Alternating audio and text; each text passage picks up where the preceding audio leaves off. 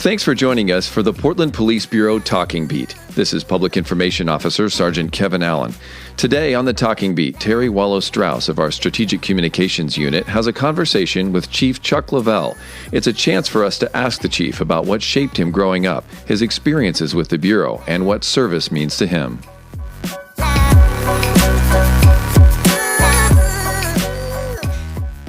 When I look back at my just life and career, there were a lot of people in my family who were like, "You're going to be a pastor just like your dad." And I was like, nope, probably not.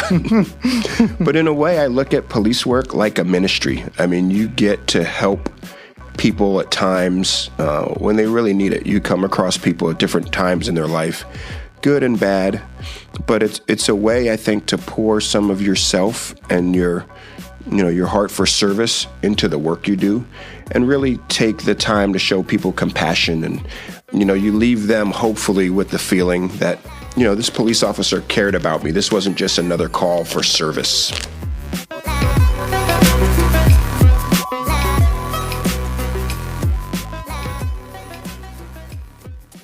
Hey, Chief, welcome to the Talking Beat. Hi, Terry. So we've been on hiatus for a little bit after this crazy 18 months we've had.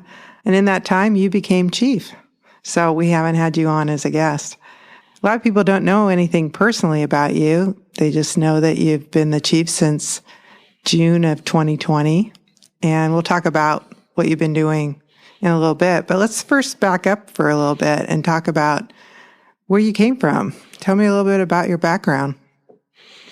Sure. Well, it all started back in 1973. I'm originally from Brooklyn, New York. I lived in Brooklyn until I was 7. And then my family and I moved upstate about 2 hours to a small town called Wappingers Falls. It's right outside of Poughkeepsie, if any of you know where that is. And I lived there till I was 19, and I left to join the Air Force. What made you decide to join the Air Force?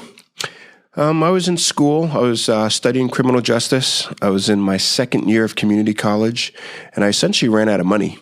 I was working 2 jobs at the time. My dad was ill, so I was trying to help my mom a little bit, but I knew I wanted to finish school, and I was just kind of looking for ways where I knew I could support myself and finish my education, and the Air Force was a good opportunity to do that. Let's back up for a little bit. I just recently learned that your father was a pastor. Tell me about that a little bit. Yeah, so I'm a PK. So my dad, he preached at a church in Brooklyn, and it was actually his uncle or my great uncle's church.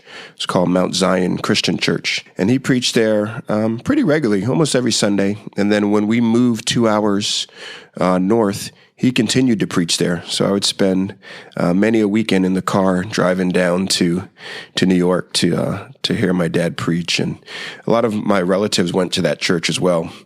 And he would often tap me to be part of the service. So I would typically have some kind of reading part or assisting with taking up the collection, or had some role I would play on a Sunday down in the city. So back to the Air Force then. Tell me about your time there. Sure. Initially, when I was joining the Air Force, I wanted to be a cop in the Air Force. So I took my test and I got my results back and talked to my recruiter. And my recruiter told me, he said, "You don't really want to be a cop in the Air Force." And I'm like, "What?" He's like, "Yeah." He's like, your scores are great. You can have any job you want. He's like, "If you're a cop in the Air Force, first thing you need to know is there's not a lot of crime on an Air Force base. And 2, you're probably going to be standing out in the cold and the heat and the rain and the snow guarding, a gate or a flight line or planes or something like that." He's like, "What you want to do is this job in intelligence, because you'll get a security clearance, you'll get to travel, do all this cool different stuff." So he actually talked me into taking a job as an intelligence operations specialist in the Air Force. And that's what I did during my 4 years. After my 4 years in the Air Force, I was stationed in Virginia at Langley Air Force Base. And then I took a job after that at Wright-Patterson Air Force Base in Dayton, Ohio. And I did essentially what I did in the Air Force, but as a consultant. So I was a consultant on a intelligence program for the South Korean government. And I worked for the Air Force, South Korean government, and the National Security Agency as a consultant on the program. And I did that for 4 years. And then at the time, my girlfriend lived here in Portland. I had met someone in the Air Force, and she was from from Longview, but went to University of Portland and always wanted to come back to this area. So that's how I ended up coming to Portland. Oh, it's always about love. It's always, yeah. No, I'm always curious what brings people to Portland.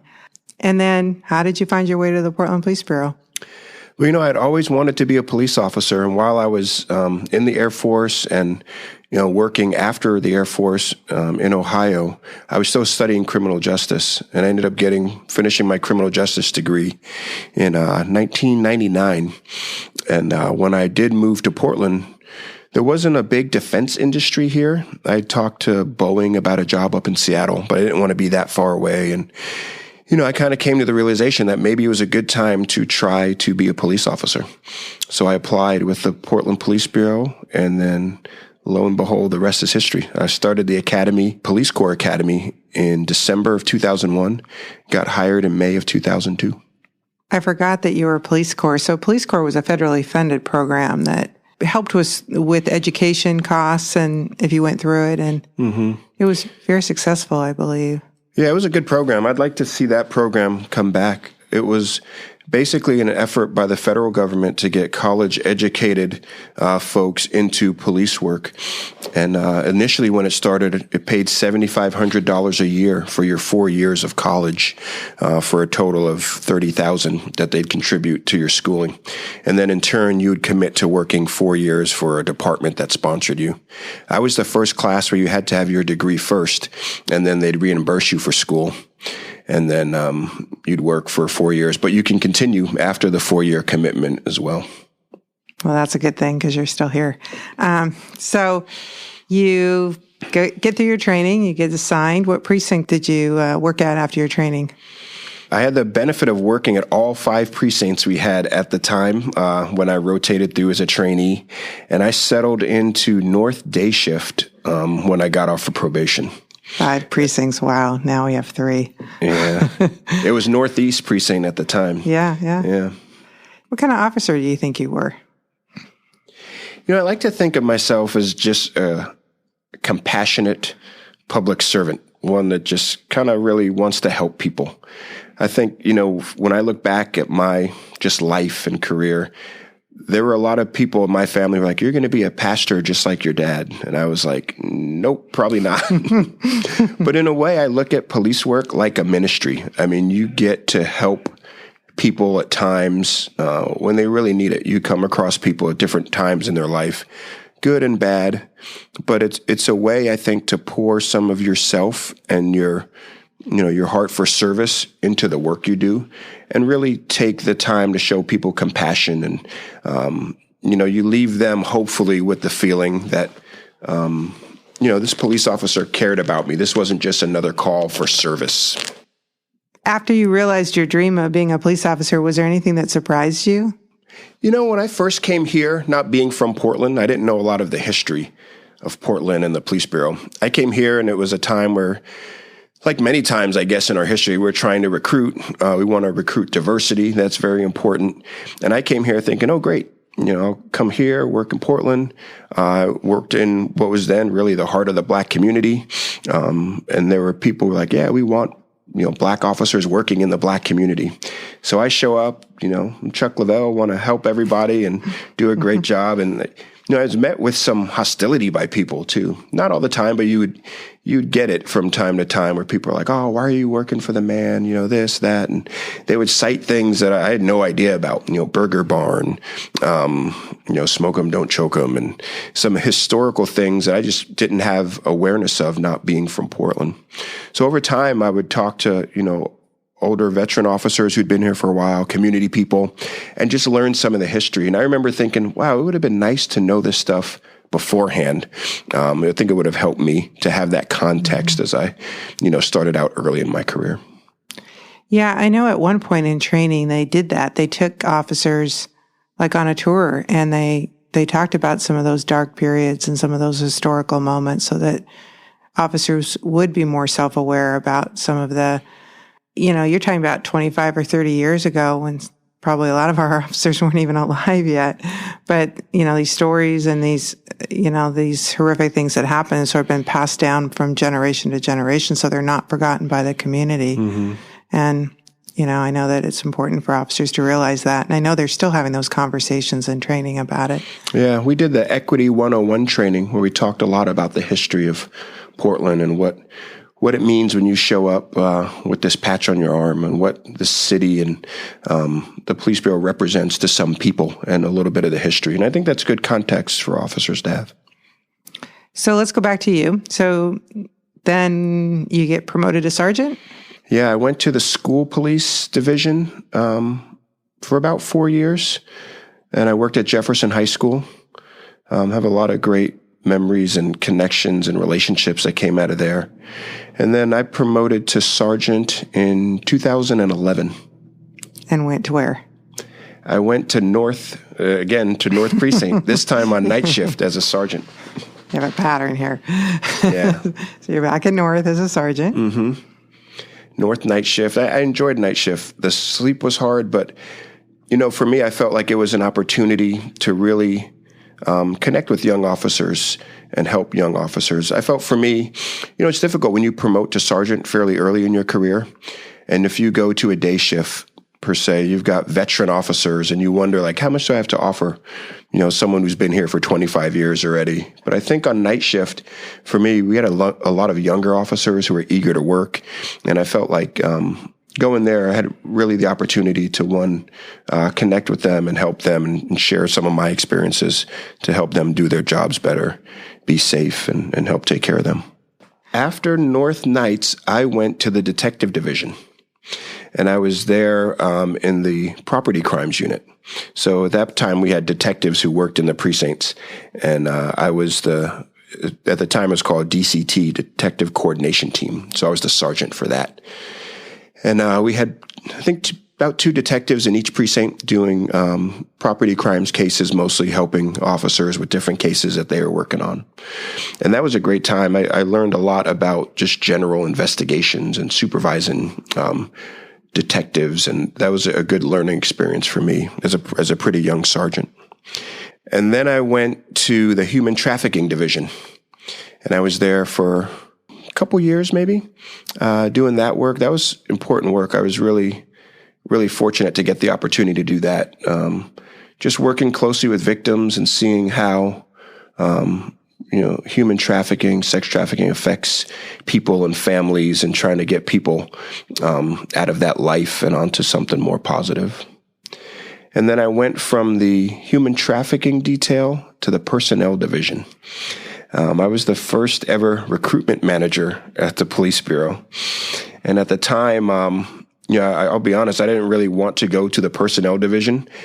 Being a detective sergeant's a great job. And then it's like, oh, personnel. Yeah. But at the time, it was a time where we were really needing bodies.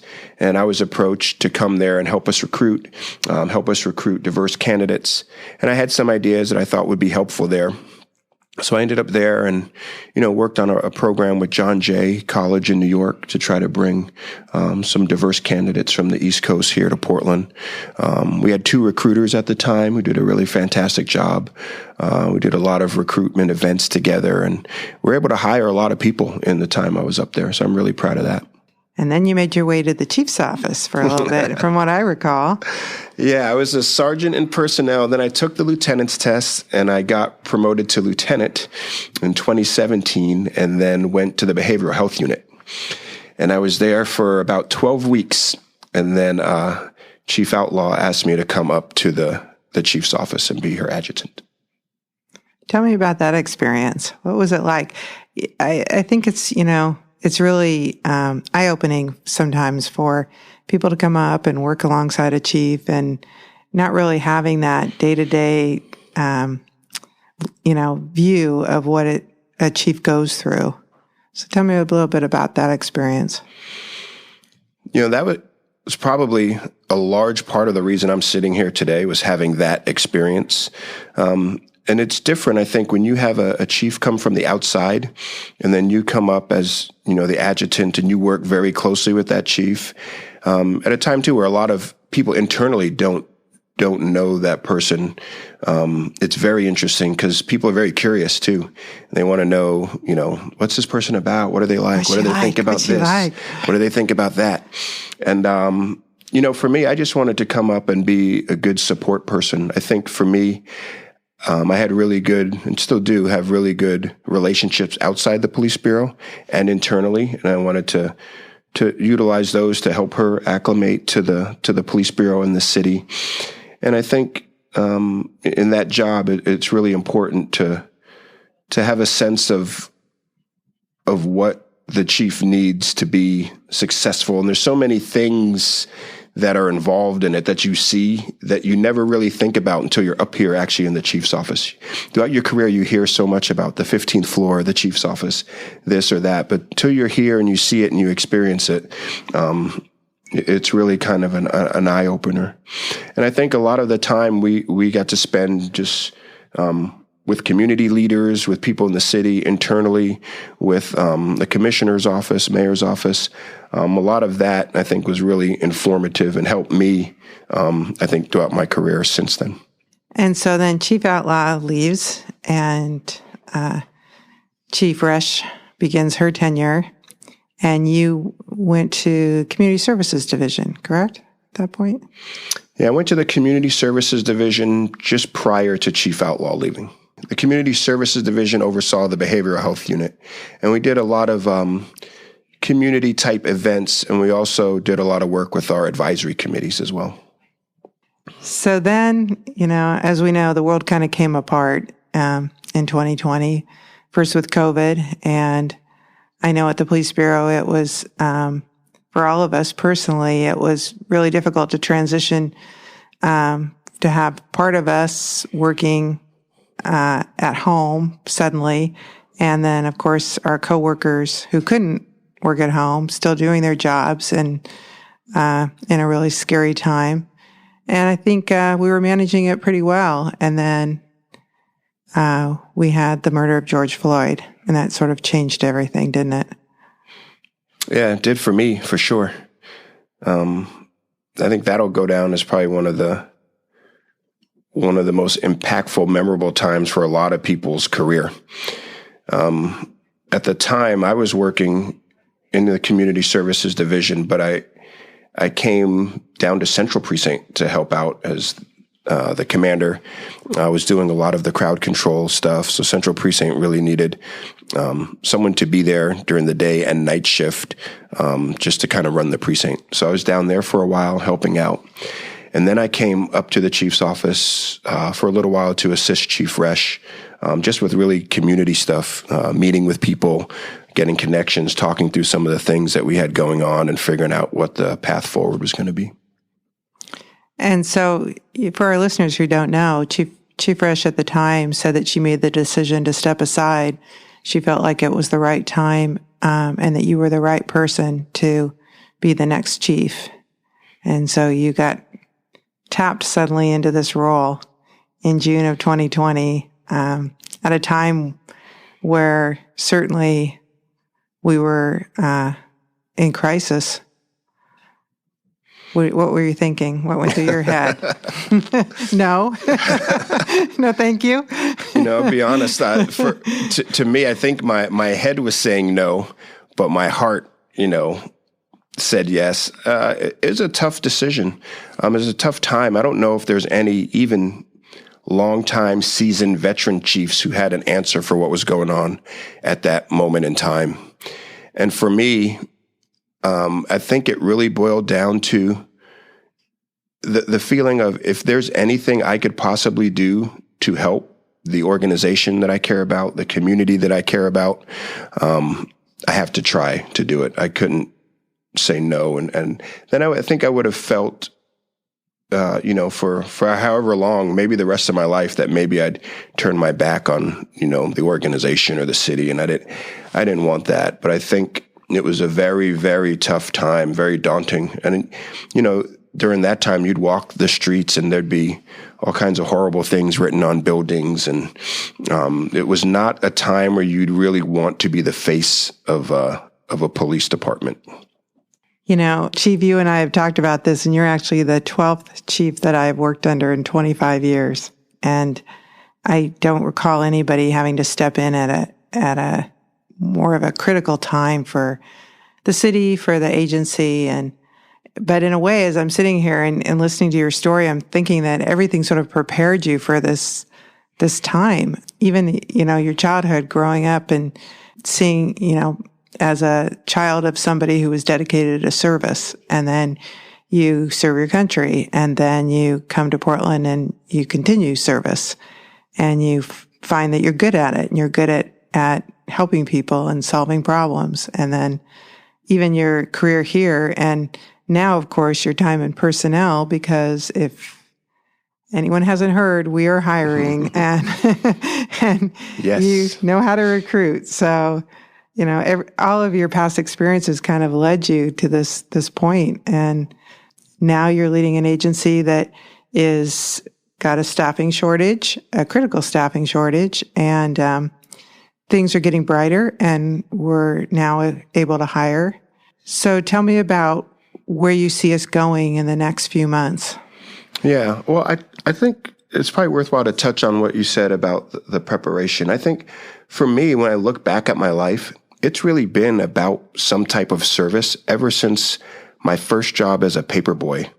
I think that was probably one of the most formative experiences for me in terms of learning about service to community and people.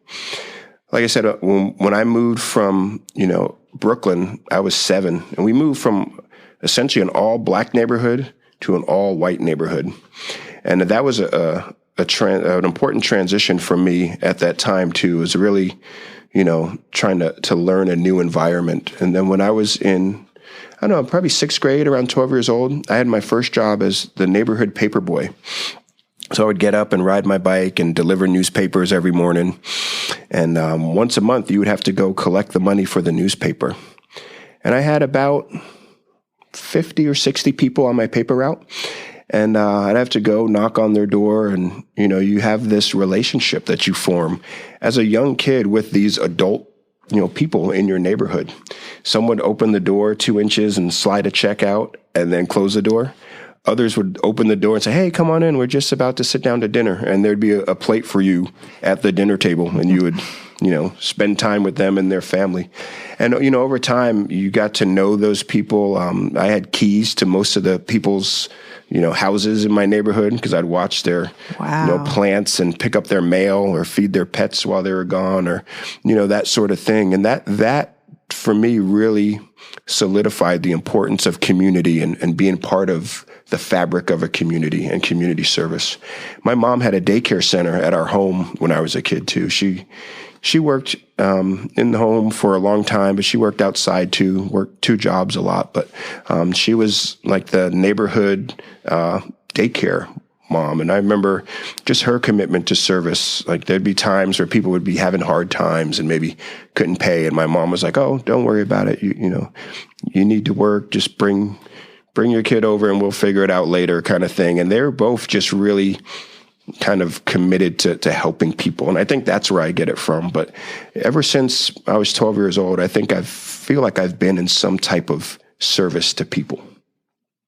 We're sitting in your office today, and you hung a replica of our badge that says public servant that you had made. What made you make that? Yeah, that was one of the first things I wanted when I got promoted to chief. And, most people would be like, "Oh, I'm the chief. I'll get, something that says chief on it or, this chief stuff." And I don't look at it that way. To me, we're all public servants. I was when I got hired, I raised my hand to come serve the public. It wasn't to be a chief or detective sergeant or lieutenant. It was, to be a public servant. And I think when I look at my job, it's through that lens, through that frame. It's not about what rank you hold or what position.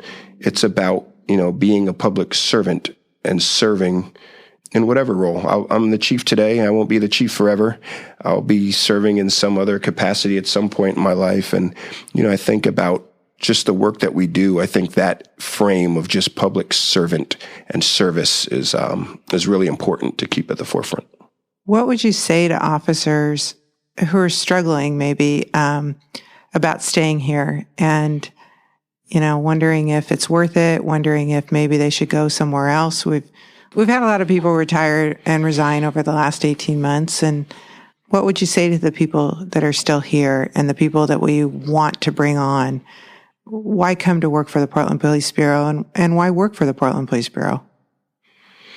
Yeah, I think the first thing I would tell people that are here is thank you. Thank you for the work you do every day. Thank you for continuing to be here. It has not been an easy time for police officers anywhere the last year and a half or so. And I think it's important to look back and remember why you wanted this job in the first place. And I think most people I talk to wanted this job because they wanted to have a meaningful impact, help people, help a community, make things better in some respect. And I think there's no more important time to do that than right now. Right now, I also believe we're turning a corner. I think we're coming into a time where people really feel the need for police officers. They feel the need for good policing. And I think now more than ever is a time to really lean in and provide that service. I think we're coming around the corner to a much better place than we have been in the last year and a half. And I would urge people to really reflect on what doing this job means and the impact that you can have doing it. So on the flip side, what do you say to the people who work and live in Portland about some of the rising crime and some of the violence that we've been experiencing? Yeah, it's sad to see. I think for me, I believe at the end of the day, we have a great city. We have a city with great people that care, and they want to see the city be the best it can be. I think we're going through a time right now where there are some definite struggles. Shootings are way up. Our homicides are higher than they've been. Property crime, some property crimes are on the rise. And I think we're in a time now where we all want to see things get better. But I think in order for that to happen, we all have to work together. The police bureau is now in a time where we've been given some support, and we have to now start executing on how we turn that support into tangible bodies and things that are going to help the city improve. But I also think at the same time, the police aren't the solution to all the problems in the city too. And there's a lot of opportunity to really collaborate and figure out how we're going to fix, some of the other things that are ailing the city, like, our homeless crisis, mental health services and things of that nature. And I think it's an opportunity for everybody to lean in and see where they can fit in to help make those improvements. Well, Chief, today was just supposed to be a little conversation with you, give people some insight into the kind of person you are and your vision going forward. I know you've got other things to do. Your phone's beeping, your computer's beeping here, so we're going to let you go. But we always ask one question here at the Talking Beat to end it, and that is, what's your favorite kind of donut? We embrace our stereotypes. I'll have to go jelly-filled. No, jelly-filled? Yeah, it's jelly-filled. So messy. You take a bite, it squirts out, and then you got it on your uniform. But it's still my favorite. Okay, with that, thank you, Chief. Yeah, thank you. My pleasure.